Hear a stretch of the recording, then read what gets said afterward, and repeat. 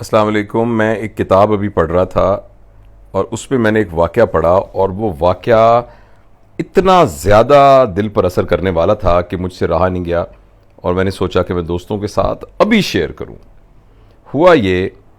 کہ حضرت ابو ذر غفاری رضی اللہ تعالیٰ عنہ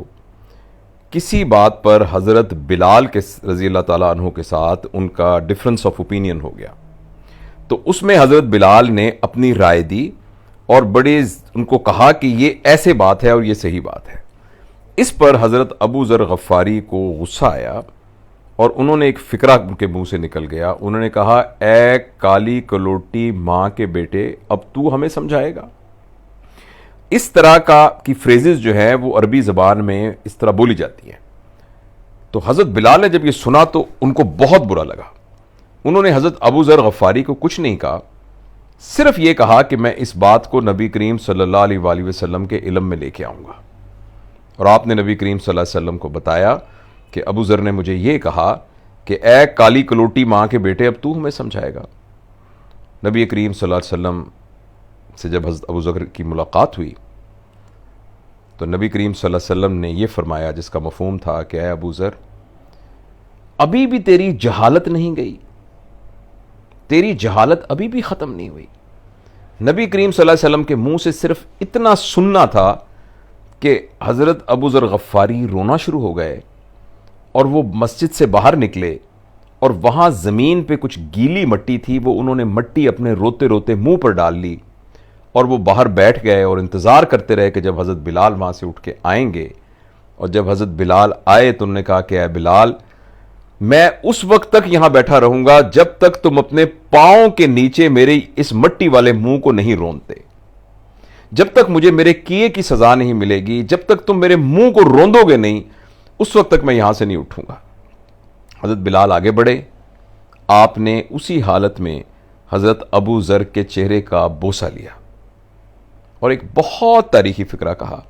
انہوں نے کہا، بھلا میں ایسے پیر کو اپنے منہ سے کیسے مسل سکتا ہوں جس نے ایک دفعہ بھی اپنے اللہ کے سامنے سجدہ کیا ہو؟ یعنی ایک وہ شخص جو اللہ کا بندہ ہے، اس کی اتنی توقیر ہے۔ تو میں یہ شیئر کرنا چاہتا تھا کہ یہ ہیں ہمارے اسلاف اور یہ ہیں ہمارے بڑے، اور یہ ہے اخلاقیات کا معیار، اور یہ ہے معذرت کرنے کا معیار اور معافی مانگنے کا معیار اور معاف کر دینے کا ظرف۔ ہم اپنی زندگی میں دیکھیں، اور خاص طور پر ارد گرد جیسے آج کل ہمارا میڈیا کے زیادہ ہونے کی وجہ سے اور یہ جو پولیٹیکل ہمارا نظام ہے، اور جس میں ایک دوسرے کی ٹانگیں کھینچنا اور ایک دوسرے کے خلاف بد کلامی کرنا، گالی گلوچ کرنا، کریکٹر اسیسینیٹ کرنا، آپ دیکھیے کہ کتنا زیادہ نامناسب ہے اور کس قدر اپنے اسلاف کی تعلیمات سے انحراف ہے۔ تو یہ میں نے واقعہ پڑھا تو میرا دل چاہا کہ میں تمام دوستوں کو یہ ریکویسٹ کروں کہ ہم بھی اپنا دل بڑا کریں، ہم بھی ایک تو گفتگو کرتے وقت احتیاط کریں، ہم وہی ہیں جو کچھ ہم منہ سے نکالتے ہیں، تو ایک تو اس بارے میں بڑا احتیاط کریں۔ ایسا فکرہ جو کسی کا دل توڑ سکتا ہے، وہی بات جو آپ کہنا چاہتے ہیں بغیر دل توڑے بھی یہ بات اس تک پہنچائی جا سکتی ہے۔ اور دوسری بات یہ ہے کہ ہمارے اندر معافی مانگنے کا حوصلہ ہونا چاہیے اور ہمارے اندر معاف کر دینے کا حوصلہ ہونا چاہیے۔ ہم سمجھتے ہیں کہ ہم لوگوں کو میرٹ پر ٹریٹ کریں گے، ہمیں لوگوں کے ساتھ رحم کے ساتھ ٹریٹ کرنا پڑے گا۔ اور میں یہ اگر ہم یہ کہیں کہ بھئی میں جو ہوں میں تو اصول کے مطابق ہوں، مجھ سے کوئی بے اصولی کرے گا میں بالکل برداشت نہیں کروں گا، تو میرا اور آپ کا ظرف، میرا اور آپ کی سکل، میرے اور آپ کا جو معیار ہے وہ تو پرکھا ہی اس بات پہ جائے گا کہ جو اچھا نہیں تھا اس کے ساتھ ہم نے کیسا سلوک کیا۔ تو یہ بات میں آپ کے ساتھ شیئر کرنا چاہتا تھا۔